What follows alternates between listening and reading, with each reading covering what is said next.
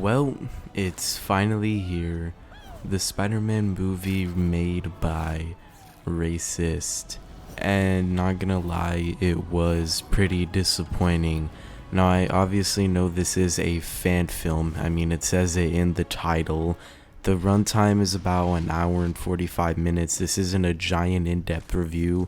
I'm just going to give criticism about the movie and basically give my feedback and the main issues that I had with the movie. So let's get started. Dialogue here is not very good. A lot of the dialogue, I'm gonna be honest, sounds like from a Disney Channel original movie. The dialogue feels very slow, and no offense to the actors, I mean, I'm pretty sure they did best with what they could. Some moments were actually not too bad when it came to acting, but some were very bad, especially with the dialogue like, "He died, I don't know what to do. I'm so hurt about this. I just don't know what to do now. I have to be better. I have to do this. I need to do it for myself. I need to do it for my family. I need to do it for my friends." It just sounds so like slow and weird, honestly. It just feels so out of place, and especially the voiceovers, I'm not gonna lie, feel unnecessary a lot of the times. But I mean, I'm not gonna bash it too much because I mean they did with what they could, obviously. So yeah, that's another thing. Just the dialogue feels so bad a lot of the times, I'm gonna be honest. The pacing, now I'm not gonna criticize the CGI and the production too much because obviously it is a fan film, but the pacing is atrocious. Just because it's a fan film does not give it the excuse of having very bad pacing.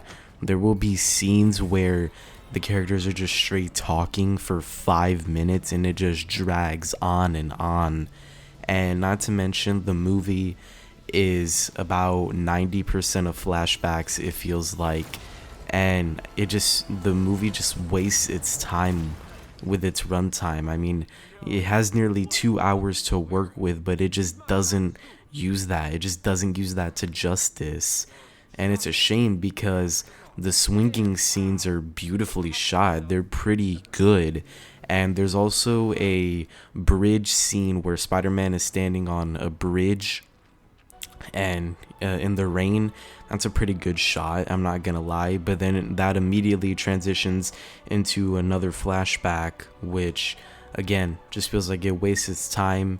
And the way they could easily combat with this is that put all of that in the beginning of the film.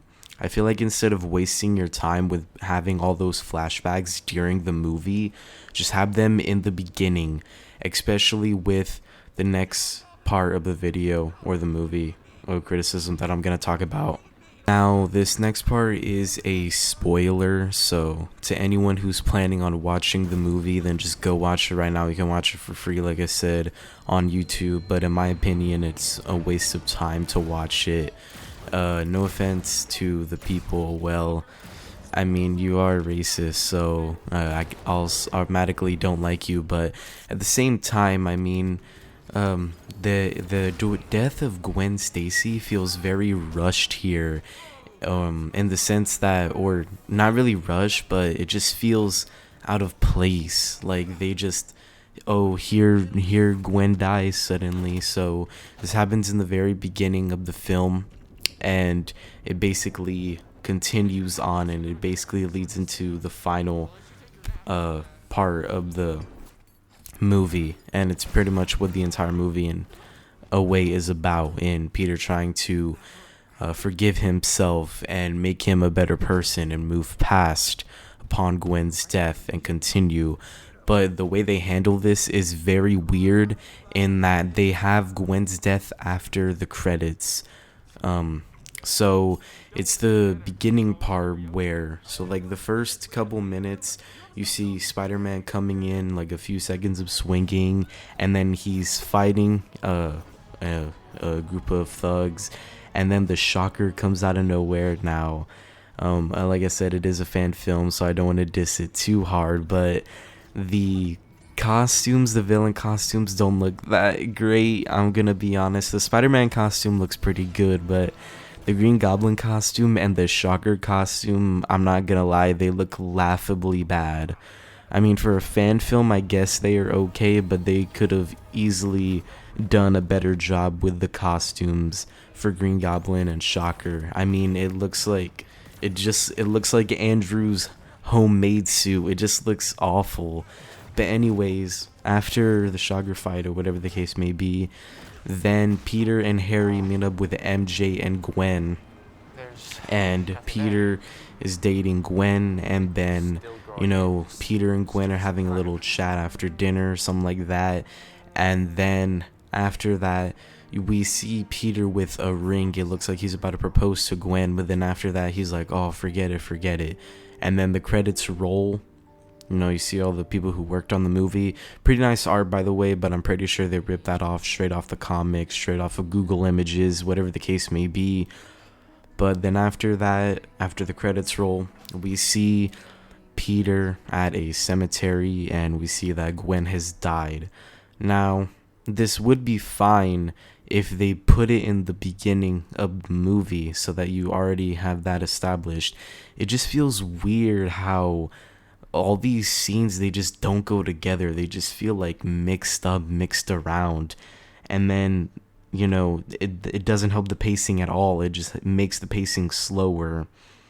And then, because it just each scene leads into another flashback and then another flashback. And it's just not interesting to me. The death of Gwen is just rushed. It's something that I don't care about at all. At least with The Amazing Spider-Man 2, Gwen's death, you understand somewhat how Peter is feeling. You got to see their chemistry in The Amazing Spider-Man 1 and The Amazing Spider-Man 2. So when she dies at the end of The Amazing Spider-Man 2, you really feel Peter's pain whenever Gwen dies. But here you don't really know these characters, so it's just like, oh, boo-hoo, get over it. I don't even know who this character was. So that just feels out of place, and they could have easily done a better job with telling it. Next thing is Spider-Man. Now, the movie is titled Spider-Man Lotus, but Spider-Man is barely in this movie. There's a lot of Peter, there's a lot of MJ, there's a lot of Harry, and then there's even Flash Thompson.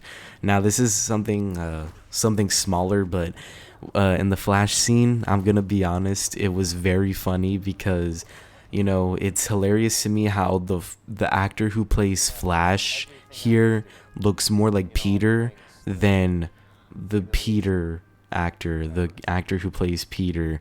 And it's just really funny to me because I feel like they could have easily just swapped roles, and then the actor who plays Flash could have easily just played Peter. It was just really funny to me. But anyways, yeah, there is barely any Spider-Man in this movie.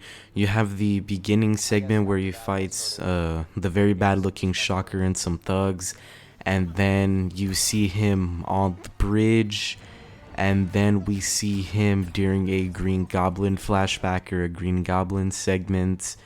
And then after that, we have the final swing scene, which, I mean, we already saw that. I mean, we saw that was already revealed to us, so that's not necessarily a new scene, but I'll count it because it is in the movie. And then other than that, yeah, Spider-Man is barely present in this movie, and there is a ton of Spider-Man actually in the scene, but it's just these scenes drag on and on. It's these scenes with this kid, and the kid is about to die or something like that. Okay, I'm gonna be honest, this movie was very boring, so I wasn't paying too much attention, but I think this kid was about to die or something like that. And then the mother's like, oh, he's been looking up to you, his entire life. He's been looking up to a racist his entire life. And the scenes were very funny to me because the kid is showing off Peter his collection of comics, games, and stuff like that, and then this man pulls out the Spider-Man plug and play controller, which I guess it's kind of cool and funny at the same time, but those scenes just drag on and on. I mean, instead of having those scenes, why not just have actual Spider-Man scenes? But I guess it's an issue with budget and whatever the case may be. But yeah, I think those were pretty much my main gripes with this. So in general, I do not recommend this movie, honestly. Those are just those are the biggest things that I would have to give advice to the director if he ever does decide to make another movie or a sequel to Spider-Man Lotus, which hopefully that's not just flashbacks, because majority of this is just flashbacks. And also, they retell Spider-Man's origin story for like the 10,000th time here. So in case you don't know Spider-Man's origin story, they tell it for you here for some reason when it's really not needed. But yeah, those are my biggest criticisms. The pacing, I'm not going to criticize the CGI too much. It's not that good, but it's not that bad at the same time. Definitely could be better, but with budget costs and all that. Also, the people who are rating this at 8 or 9 out of 10, you are kidding yourself. You must be having that rating out of pity. There is no way this is a 8 or 9 out of 10. I saw somebody rating this a 9.8. You gotta be trolling. There is no way. I would rate this movie like a 4.5, 5 out of 10. It is just such a slog to go through. It is very hard to watch, if I'm being honest. So if you want to watch a Spider-Man movie, go watch Across the Spider-Verse, go watch the other Spider-Man movies, look elsewhere. Because, I mean, I guess it's cool to see a Spider-Man fan film, but at the same time, it really just, people are overhyping this up way too much. So if you thought it's going to be good, don't. I'm going to be honest, it's a waste of your time. It's a waste of hour and 45 minutes. Also, I know that there's going to be a lot of people that are angry in the comments saying, "Oh my god, bro, what are you talking about? It was so good." You have your opinion, and I have mine. My opinion is that I thought it wasn't that great. I know that there are some people that think this is pretty good. More power to you. You find enjoyment out of something that I really did not enjoy. So, I mean, if you like it, then good for you. But I just don't see what people find so exciting about it, or what people hyped it up so much for. So anyways, yeah, there's my Spider-Man Lotus review, quote unquote. I give it a 4.5, 5 out of 10. And yeah, see ya.